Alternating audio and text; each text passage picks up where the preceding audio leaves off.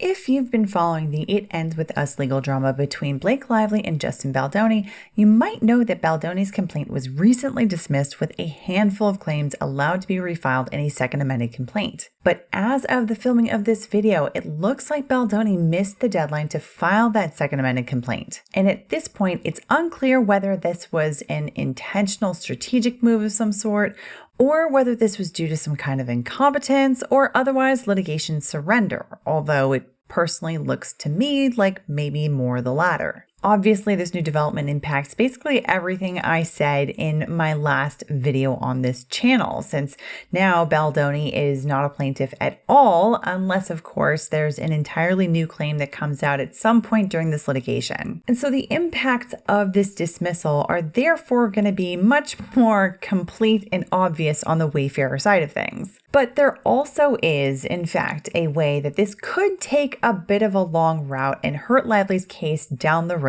as well. And specifically, I'm thinking of how this can impact the claim that I personally think is Lively's strongest one, retaliation. This is where the so-called Vanzan Sham lawsuit comes in. Let's get into it. So as always, if you are new to this legal drama, I highly recommend following the link in the description below to the playlist of videos that we have already made on the subject. It should get you pretty much caught up so that a bit more of this can hopefully make sense to you. Otherwise, let's dive in. So let's start by first kind of setting aside the fact that it looks like at this moment, while I am filming this, Baldoni likely isn't going to be refiling any amended complaint in this case, since he did in fact miss the deadline that was given by Judge Lyman to do so. And there have been some very limited statements made by the Wayfarer side of things, and even those communications themselves have seemed to be pretty anemic to say the least. All of that together makes me personally think that they are very likely operating more from a place of weakness rather than from a place of strategic intentionality. I have no idea why they would decide not to file after Brian Friedman has made multiple public statements saying that they were totally planning to do so. Maybe something changed behind the scenes since he made those statements, or maybe there's some sort of 4D chess going on that will be revealed at some later date. And of course, it's possible that in the time between filming and editing and publishing this video, that more information will come to light. But until then, it would be pure speculation for me to say anything more about this whole subject. But one thing that this would do, though, is it would place most, if not all, of the control for the direction of this lawsuit in Lively's hands. In other words, she could decide to withdraw it completely and end all formal litigation at this point. Or she could decide to continue the pursuit now that she's basically knee-deep in it and possibly smelling blood in the water. Honestly, at this point, I really couldn't tell you which one of those two options is more likely. However, if she does decide to continue pursuing these legal claims against Baldoni and the others, then there is still plenty of fight left in this litigation. And in my estimation, her strongest claim is her retaliation claim. But that's precisely the claim that I think the Wayfarer parties might have an opportunity to weaken now that their own claims have been dismissed against her. So to make sure that we're all on the same page here, let's talk a little bit about Lively's retaliation claim. Under California's Government Code, Section 12940H, it's unlawful for any employer to take any adverse employment action against an employee for opposing any forbidden employment practices. An employee's conduct that is protected basically under textbook in cases like these is where someone, for example, requests a disability accommodation like time off to recover from surgery or maybe maternity leave.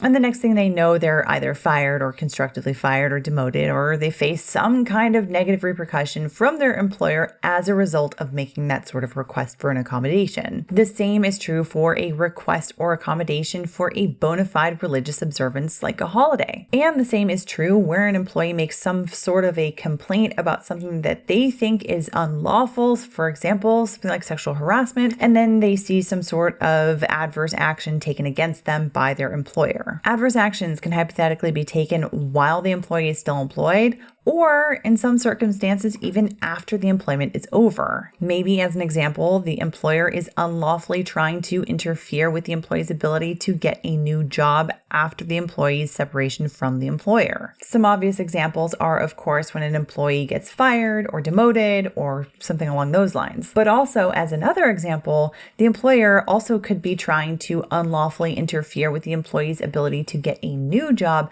after they've separated from the employer. So let's look at the California Civil Jury Instructions, also known as CASI, to see what Lively has to prove in order to win on a claim of retaliation. First, she has to have engaged in some kind of protected activity. Second, she has to show that Wayfarer engaged in some kind of negative response. This is either discharging, demoting, or constructively discharging, which is where the employer just basically makes working conditions so bad that they essentially force the employee to quit. Or the employer subjected the employee to an adverse employment action of some sort. Anyway, then Lively also has to show that the protected activity that she engaged in was a substantial motivating reason for Wayfarer's decision to engage in that adverse action against her. In other words, the employer wasn't doing this because of some other legitimate reason like poor work performance or maybe an attempt to stage a coup to take over the project or anything like that. Anyway, fourth, Lively also has to show that she was harmed by the adverse action.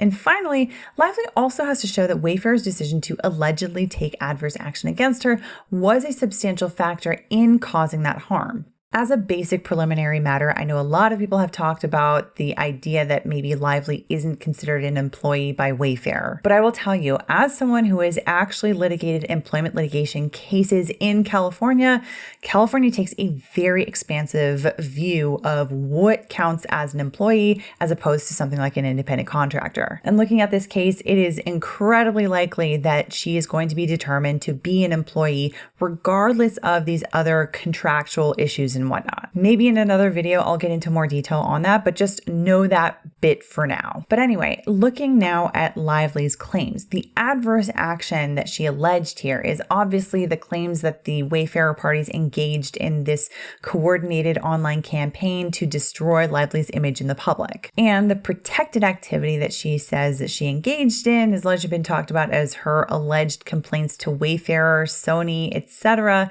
about alleged on-set harassment by Baldoni and Heath. And note, this is very important about retaliation claims. Her success or failure of the retaliation claim is entirely independent of the harassment claim that she brings in her first amended complaint. In other words, she can lose on the harassment claim with the jury and still win with the retaliation claim in the same case. That's because for retaliation, she doesn't need to prove that the harassment actually occurred. She only needs to prove that she reasonably believed that the conduct she was complaining about was unlawful. Now, of course, there are ways of attacking even this with other evidence. For example, statements made to the contrary. People have talked a bit about how she's apparently made statements about how what she encountered on set was not that bad or something along those lines. And this is where the Wayfarer parties will also want to bring in all of their evidence supporting the idea that Lively was trying to unlawfully wrest control of the project and that these sexual harassment complaints, so to speak, were part of that whole scheme. So of course, that reasonable belief element can be attacked. But note that this is much easier for Lively to prove than a whole claim of sexual harassment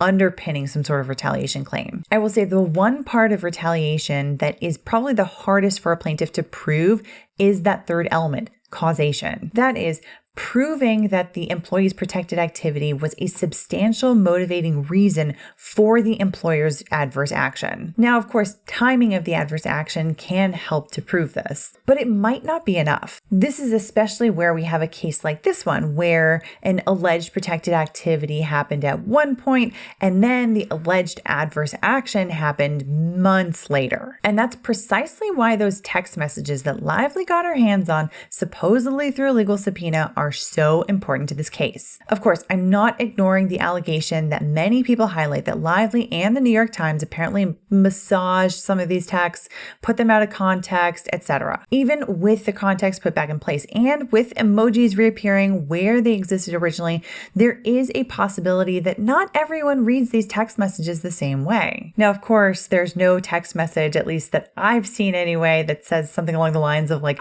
Baldoni wants us to manipulate the internet against against Lively because she made these sexual harassment allegations. And that, of course, would be like the ultimate smoking gun for Lively. However, depending on how a person reads these various text messages, there are some that could be interpreted as basically amounting to that much. I'm not saying that I personally read them that way, but I'm saying I do think a reasonable person with a different perspective could. And of course, everyone knows how damaging these text messages are, especially when applied in the way that they were in the CRD complaint and in the New York Times article. And that's why, since the very beginning, there's been this big question. How did Lively get these seemingly private text messages that she was not a part of? It's been widely reported for months that they came from a valid subpoena that was obtained before she drafted her CRD complaint. But other than that, details have been largely sparse. But even still, Jennifer Abel, the PR representative for Baldoni, who is one of the Wayfarer parties, has also been alleging in her lawsuit against Stephanie Jones that these text messages were unlawfully taken from Abel's phone and handed over to Lively. At the time these texts were exchanged, Abel was working for Jones at her PR firm JonesWorks.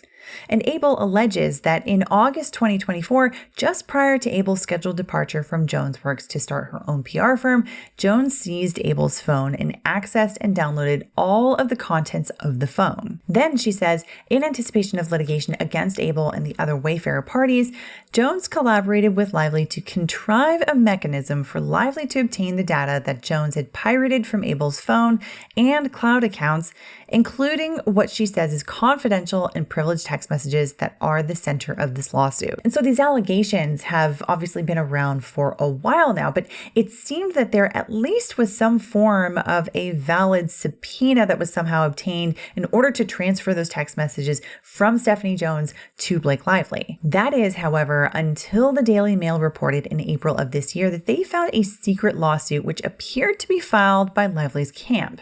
On September 27th, 2024, Vanzan Inc. filed a complaint in New York State Court. Now, the allegations in the complaint are incredibly vague to the point of reading almost like it was drafted by some kind of AI bot that was instructed to draft a basic complaint. It alleges 3 claims: breach of contract, breach of covenant of good faith and fair dealing, and faithless servant liability. And now, one of the first weird things here is that despite the fact that these are contract claims, meaning that there are alleged agreements between the defendants and the plaintiffs that were both formed and violated, this complaint alleges these claims against DOE defendants. If you're not familiar, DOE defendants are alleged where a plaintiff does not know the identity of the defendant or defendants at the time that they're filing a lawsuit. Now, it's relatively common for any lawsuit to have DOE defendants listed. This is because it's totally possible that discovery reveals that there are more bad actors involved in the issues in the litigation,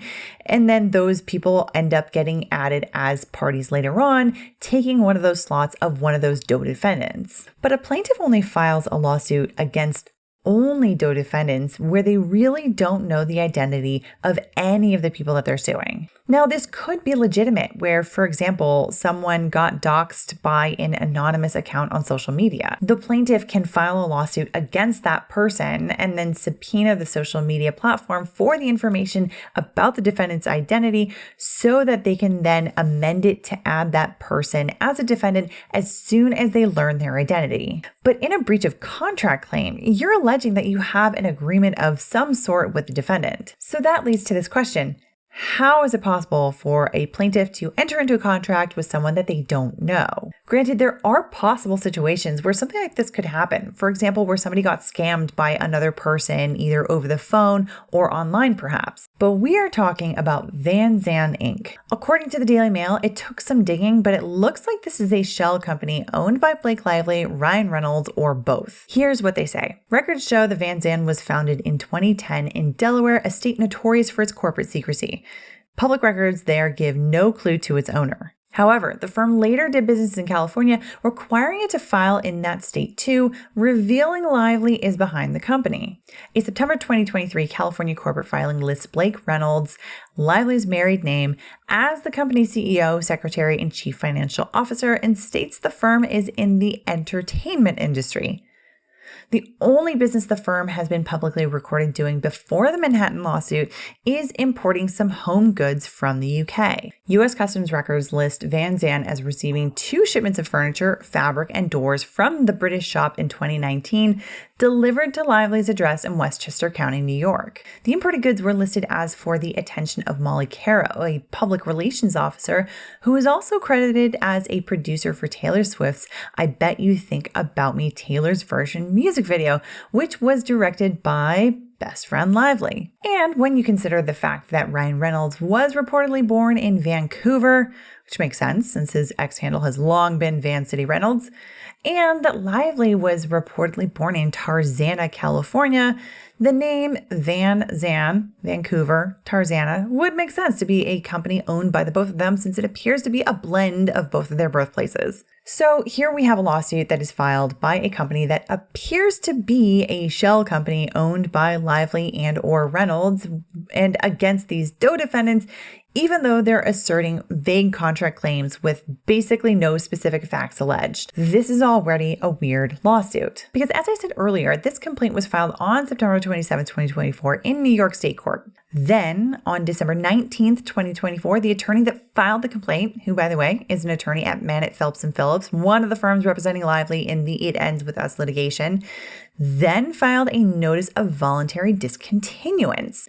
This means, basically, they withdrew that lawsuit entirely. The very next day, on December 20th, 2024, Lively submitted her half-completed complaint to the California Civil Rights Division for purposes of obtaining a right to sue notice. Yeah, that's the CRD complaint.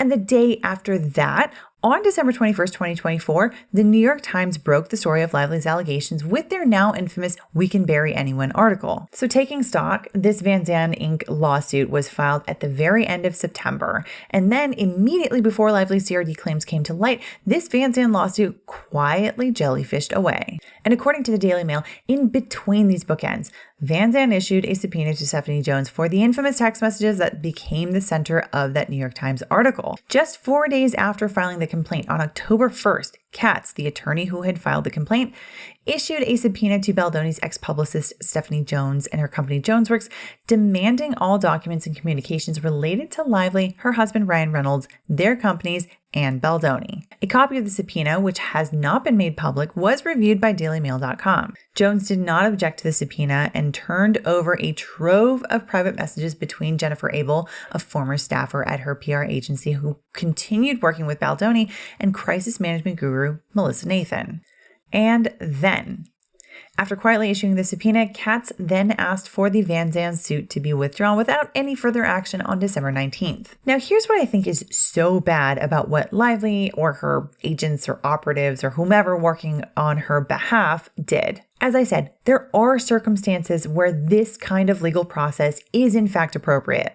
This avenue is designed for someone to still be able to get compensation for harms that they have endured that were caused by another person who might be trying to hide behind some form of anonymity. It is perfectly legitimate under those circumstances. However, aside from a situation like that, generally speaking, the subpoena process is usually supposed to be engaged in such a way so that the privacy rights of third parties are nevertheless protected. And this is something that especially alarms me with what Lively did here. There is a particular process for a subpoena that usually gets followed. You file a lawsuit against someone, you serve them a summons, and then you start the discovery process.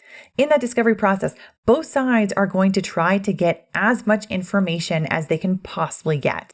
And both sides are also going to be objecting to one another in order to keep the other side in check so that they don't go crazy with getting information to which they usually wouldn't have access and that they might not be entitled to. We've seen all of that in the Baldoni litigation itself. Subpoenas have gone out, the other side objected. They've gone back and forth and either limited the scope of the subpoena or a motion to compel or a motion to quash was filed and the judge ended up ruling on it. And objections, of course, can be filed by the third party that is being subpoenaed. But the hope here is always that the interests of the person or entity whose information is being sought here is being protected somehow by someone involved in this process. Or at the very least, that they are getting some kind of notice so that they can affirmatively act in order to protect their own privacy interests or other legal interests that are implicated. And here, what they did with this Vanzan Inc. lawsuit, to me personally looks unconscionable, unethical, and like it amounts to basically an abuse of legal process. First off, it does appear to me to be a complete sham lawsuit, given that it doesn't assert any facts with any particularity, and it alleges contract claims by an entity that appears to be owned by some of the most savvy business people in Hollywood against Doe defendants. The idea that they entered into some contracts and they didn't even know the identities of the people that they entered into contracts with, for these two individuals who are, like I said, very business savvy, sounds incredibly unlikely. Like, who are they making these contract claims against here? Reading the complaint, you can't really tell. If it's Stephanie Jones, they would have named her. They obviously had her contact information because they served her a subpoena, apparently. If it was the Wayfarer parties, they obviously knew who they were. They obviously knew how to get in touch with them. And so they should have named them in that case. And so how were they using this subpoena, which is supposed to be related to the litigation that it's attached to, when we don't even know what exactly that litigation was about, even after reading the complaint? And the thing is, if they had in fact named the Wayfarer parties as the defendants against this Vanzan Inc. lawsuit, Vanzan, Lively, Reynolds, all these individuals that we are almost definitely sure are involved in all of this, they would know that the Wayfarer parties would have gotten notice that their information was being requested. And so obviously they would have objected. There would have been a long, protracted argument around getting these text messages. And so to me, it looks like this was filed solely for the purpose of getting around the usual subpoena process in a normal lawsuit so that they could streamline getting these text messages and not have to bother with any objections by the people whose privacy interests were actually implicated. It is beyond shady. So then, given all of this, what can possibly be done on this end of things? Well, like I mentioned a moment ago, this to me looks like abuse of process, and that actually is a legal claim. Under New York law, abusive process is where someone essentially misuses the legitimate legal process for a wrong, improper, ulterior purpose. A plaintiff alleging abusive process needs to prove several things. First, there does exist a regularly issued legal process. Second, the defendant perverted that process in a way that is inconsistent with the purpose for which the process is designed so that they could achieve a collateral objective. Third, the defendant had an intent to harm the plaintiff without economic or social excuse or justification. And finally, the plaintiff suffered harm as a result. Specifically, there was an unlawful interference with person or property under color of process or order. Taking a step back, all of this basically means that the defendant allegedly used the legal process in a way that gave them an illegitimate advantage, and for the purpose of getting around the normal advantages or disadvantages that come with the proper use of that same process. And as a result, the plaintiff was harmed. Looking at the situation, the Vanzan lawsuit looks like it fits the bill here. This appears to be a perversion of the civil litigation process in general, and more specifically, the subpoena process for information. And it looks like they decided to go this route for no other reason other than they didn't want to have to bother with the privacy rights of the individuals whose information was implicated by the subpoena. And the harm is so clear here. Those text messages that, according to the Daily Mail, were provided as a result of the subpoena were the same ones that were used to basically take down Baldoni and the other Wayfarer parties in that New York Times article and in the CRD complaint. Without those text messages, Lively's claims look very much like conjecture. But with those text messages, especially when curated the way Lively and the New York Times published them to the public, the Wayfarer parties look like they are maliciously trying to smear Blake Lively. And given the allegations that these are also confidential communications, there are obvious privacy rights that are at play here. So now, if this is in fact abusive process, what are the potential remedies that a plaintiff can get? Well, one thing that could be available is the ability to prevent whatever information that was disclosed as a result of this abusive process from being admitted as evidence at trial. It's the same concept as the fruit of the poisonous tree, if you're familiar. That's where police unlawfully obtain evidence against a criminal defendant without a warrant and without a valid exception to the need for a warrant. If police unlawfully obtain evidence like that, the government is not allowed to use it in the criminal trial against the defendant, no matter how strong or weak it is. Now, the same could be decided by the judge in a civil case where they've determined that certain evidence was obtained through an abuse of the process. And so that's where we take this all the way back to Lively's retaliation claim.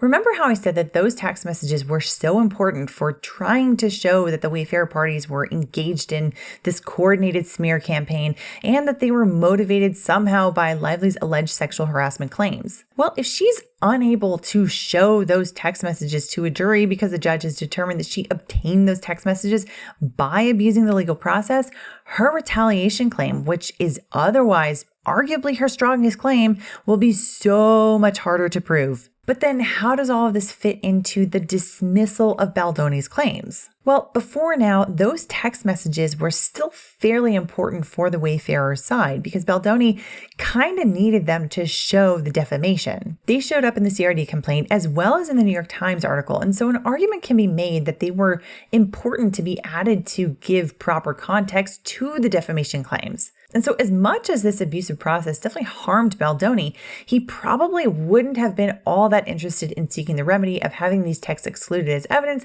since, he himself needed them as well. But without his defamation claims, he really doesn't need those text messages anymore. And so now Baldoni probably has every interest in keeping those messages out at trial, which could really limit Lively's retaliation claim. And I personally think that he actually would have a decent shot at winning that argument, given how obviously shammy that Vanzan lawsuit looks to me. And now it looks like Jennifer Abel, who's still engaged in her own lawsuit opposite Stephanie Jones over all of these text messages, has filed a motion to compel all of the documents surrounding this Vanzan lawsuit and subpoena.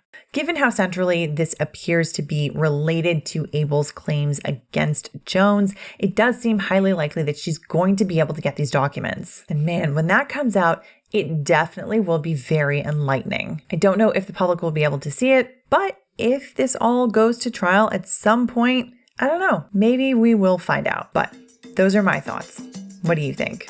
Were you surprised at Baldoni's decision not to file a second amended complaint? Do you think that the Vanzan lawsuit is a sham and an abusive process? What do you think is going to happen next in this lawsuit? Let us know your thoughts in the comments down below. Otherwise, I hope you enjoyed this or at least found it interesting or informative. And if you did, I would love it if you would hit the like button. It does help us with the YouTube algorithm gods. And if you're new here and you want to see more coverage of crazy cases and interesting legal topics, be sure to hit the subscribe button and the notification bell so you can find out when the next video is out there. And if you're really enjoying the content and you want to know how to best support the channel, consider becoming a member of Byte Club. You can join either through YouTube memberships or by becoming a supporter on Patreon. Links to both are in the description below. Otherwise, see you in the next one.